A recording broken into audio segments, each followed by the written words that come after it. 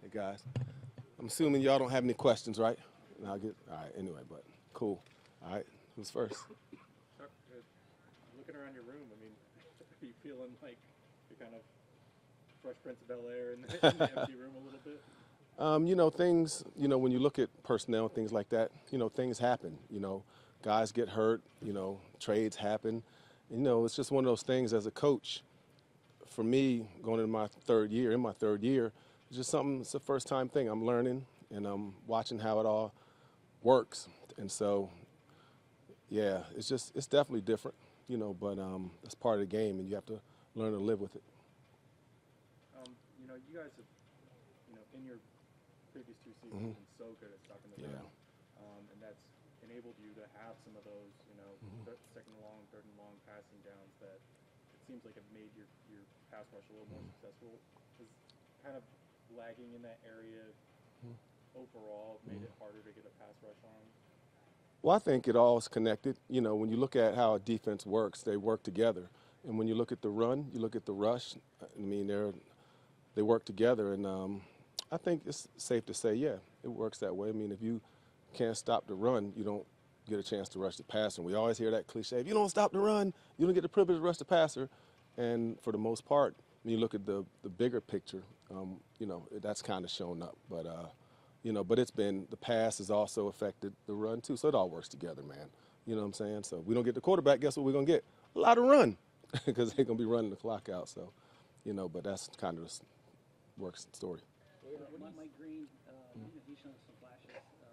But what's kind of the key for him as a young guy, just being consistent down the stretch and making a big impact in the second half? I think the thing about Mike Green, one thing when you look at Mike, first thing I'm proud of Mike. Mike's not like the normal rookie of a lot of the guys who came out in these first couple rounds. Mike's a starter. Mike's playing big boy ball. He's playing first and 10. He's playing against, teams, obviously the 5 teams we've played that are, I guess, playoff teams. So he's transitioning them. So Mike will play first 2 downs, then he's in on third down. And so on the run, I think Mike has really answered the bell, and a lot of people talked about Mike's inability, to stop the run. Mike Green is a Raven.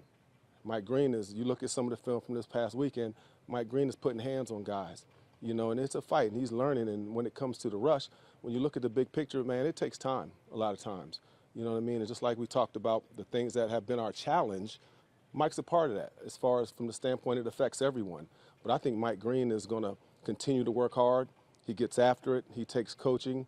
And I think his time will come, and the other guys will too. And we'll continue to keep working. He's working on his different techniques and understanding protections, all the things that goes into being a good rusher as well as a complete player. And right now, Mike, right now he's doing really well on the run, and he's continued to work hard and develop as a pass rusher. And his days will come, his stacks will come, and at the end of the year, we'll be happy.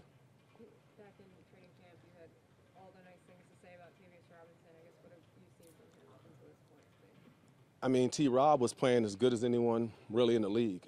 He's a hammer against the run.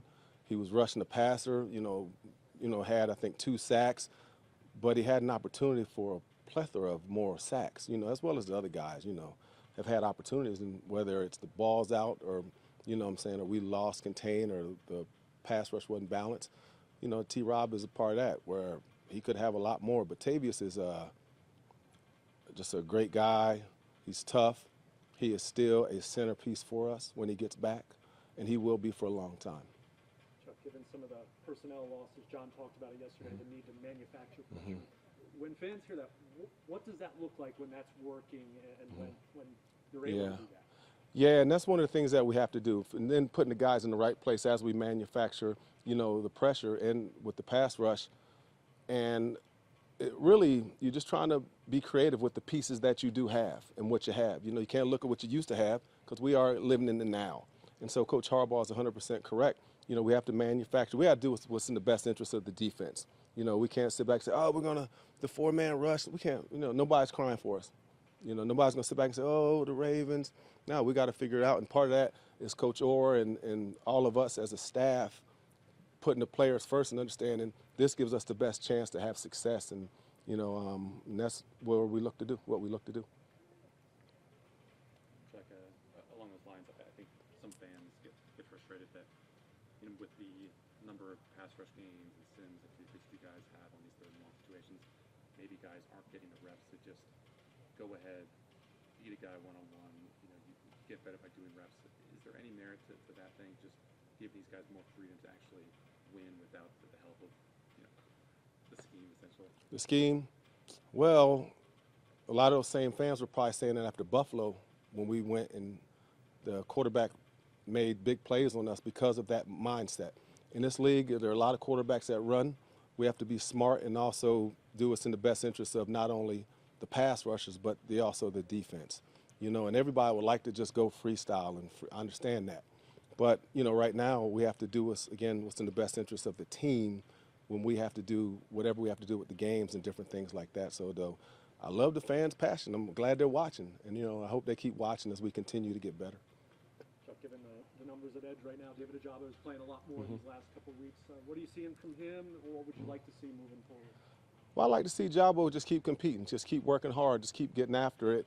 And, you know, when his opportunity comes to get in there and, you know, make it happen. And Ja's been playing, you know, doing well on the run, getting after it, you know, striking blocks, doing a good job. And, you know, the entire group, not just Jabo, not just Mike, not just whether it's KV or whoever's up there, we want everybody to continue to work hard and get better. And I think Ja's a part of that, you know. Appreciate y'all. Thanks, guys.